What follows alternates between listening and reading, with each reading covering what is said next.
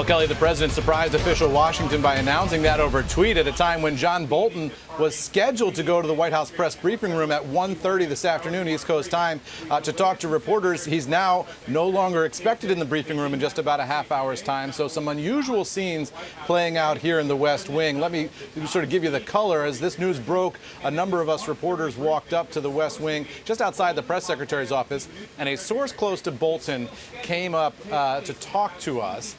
And that source offered one statement, which was that in the time that Ambassador Bolton has been National Security Advisor over the past 17 months, there have been no bad deals. Now, I asked the source, what do you mean by that? Are you suggesting that there would have been some bad deals made by the president if Bolton hadn't been there?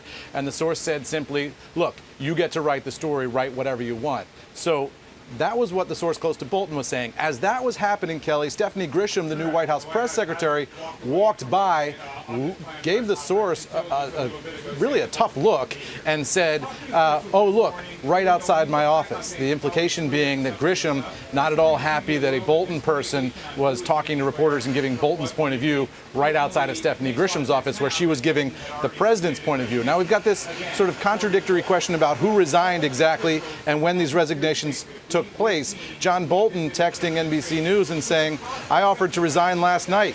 He, that is the president, never asked for it directly or indirectly. I slept on it and resigned this morning. That is contradicted by what a White House press official says, saying that the president asked for John Bolton's resignation last night and it was delivered today. We are going to hear from the Secretary of State Pompeo in just a couple of minutes here at the White House, and we might be able to get some more details on this confusing situation when we do that, Kelly. Eamon, as you said, we were expecting to see John Bolton for this 1:30 p.m. announcement. I'm not sure exactly what the substance of that announcement will be, but obviously he's not going to be taking part of that. I can't imagine. He's not in the building, we're told, and he's not going to participate in that briefing.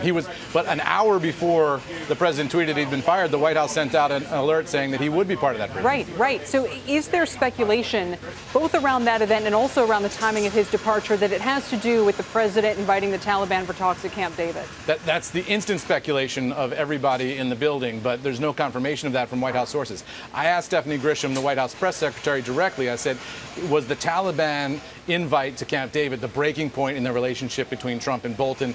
She said, no, there were many issues. So the White House staff is saying that the president had more than one problem with John Bolton, but they're not saying what problems, if any, he had beyond that. So at this point, we just don't know, and this is going to evolve because you've got now two different camps giving two different accounts of what happened here. And Eamon, one more thing on this.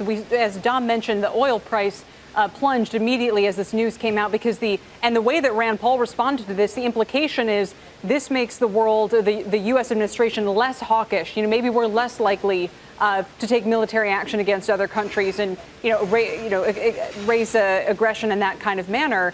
Is that warranted? I mean, who might be on the short list now for names to replace Bolton? Well, we don't know, and we've been asking White House officials. I think that analysis is correct, right? Bolton was probably the most hawkish person inside this administration, and now this gives the administration room to sort of reset and coalesce more closely to Donald Trump's natural inclination, which is to get out of the world, not to be an interventionist in the world. This is a president who wants to end wars, not continue them. And the Afghanistan situation is sort of the pinnacle example of that, where Bolton had just a very different approach to that problem than Donald Trump, whose instinct is, let's get the boys home. Yep, a remarkable series of events. It's not the last we'll hear of it. Eamon, thanks very much.